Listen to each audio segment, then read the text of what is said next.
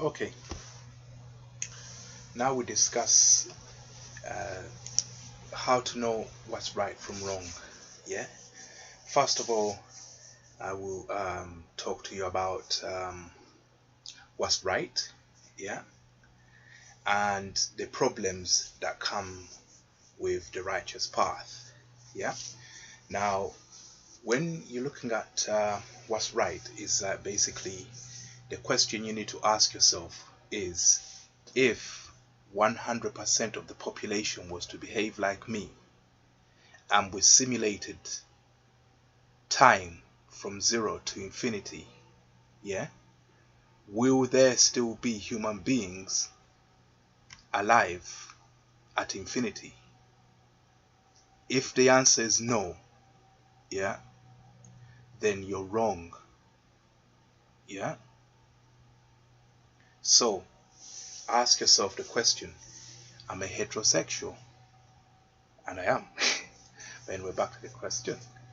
If everyone on the planet was to be heterosexual, and we run the simulation from naught to infinity, where time equals infinity, yeah, will there still be people alive to see infinity?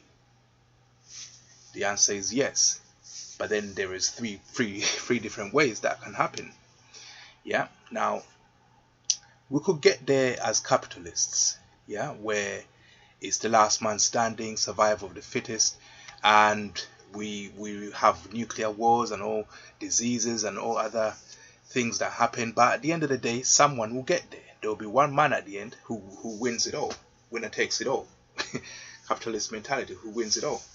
Or we can become realistic and cannibalistic, yeah, where basically we might breed, and then we realize that we run out of food, so we start eating each other, incest, pedophilia. Just being realistic here. Look, if a child starts ovulating, you're gonna need the eggs. So as soon as she drops one egg, you're gonna need to. That's being pragmatic and realistic. And if you run out of food and you're producing children, you're gonna need to eat meat, so you eat some of them. And if there's no women around and you got members of your family, you're gonna need. That's the pragmatist. So that one will be able to control his population. He will be cannibalistic and prey on himself. So you might get there with a decent population if you're like that, but you'll be a cannibal though. You'll be one of those people who have very, very taboo secrets. Or you could get there with flower power and love. Now that call that wave function powers, where the population of the earth becomes so big that we start to experience more and more of the wave-like properties of consciousness, where the super collective, the collective consciousness becomes so big, they might even be able to move planets with their thoughts. They might even be able to move Earth to another location with their thoughts, where they become so many. Yeah, there will be an infinite number of human beings that can even, those will be like the architects. Yeah, the people who design the universe. They can even shape and mold the universe if they work together, yeah, as one. Yeah, they can achieve all these things because the power of consciousness, we're the one who define nature. When we look at nature, we affect it. And if you look at the double slit experiment, it shows you that when you look at nature, you affect what it does. So if there's like an infinite number of people looking at nature, we might start to do things and design and be architects of the universe. That's another way. But now, those of you who are not seeing a vision where everybody's heterosexual, let's say you want it to be non-heterosexual, where everybody is doing anything, where men are not allowed to touch women, women are not allowed to touch men, and that goes to 100%. 100 of the population are behaving in such a way that men are not touching women and women are not touching men. Yeah. If we run that simulation from time to equals zero to time equals infinity, the whole population of the world will be gone. Yeah. You do not reproduce. Yeah. Your primary responsibilities, which is to reproduce. You're not interested in reproducing. You're just interested in myself. Yeah, I want to be non-heterosexual. I should be like that. But you're not interested in reproducing. So we'll never get to infinity with you.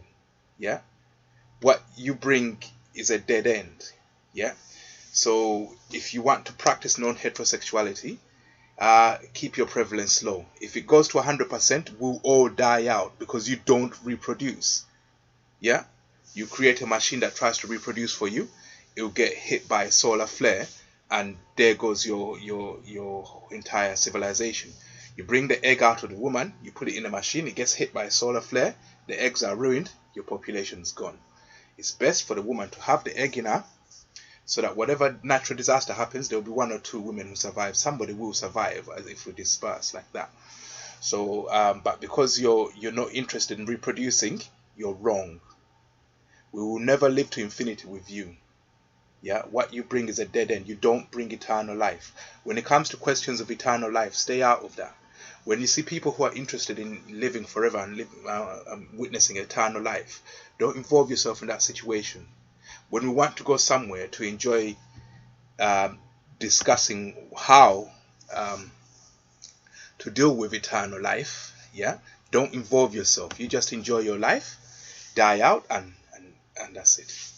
And it's the same for those who wish to have abortion. If everyone on the planet practiced abortion, where everyone who had a child killed it, yeah, everybody will grow old and will die out before we reach infinity. Time equals 0 to infinity. If every mother out there, every woman out there who's gonna have a child said to themselves, right, I'm just gonna kill every child that I have, yeah, you won't last more than 100 years. What your reasoning, if it's to be applied 100%, it leads to extinction. Non-heterosexuality and abortion lead to extinction. That's why I believe they're wrong. Yeah. If you choose to practice it, that's you. That's you. That's you. I'm not going to attack you. I'm not going to abuse you. That's you. That's you. But me, I've looked at it scientifically, and I've asked myself the question: if I was to behave, if the population was to behave like you at 100%, it leads to 0 human beings in the universe. It leads to 0 all the time. Every time I ask myself, is this right? Is this wrong? All I need to do is tell myself, if 100% of the population was to do it, and we ran the simulation from 0 to infinity, are we still there? If the answer is no, then that's how I know that I'm wrong. Yeah.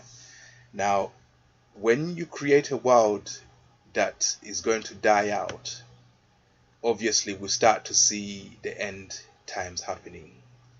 If non-heterosexuals win and defeat heterosexuals,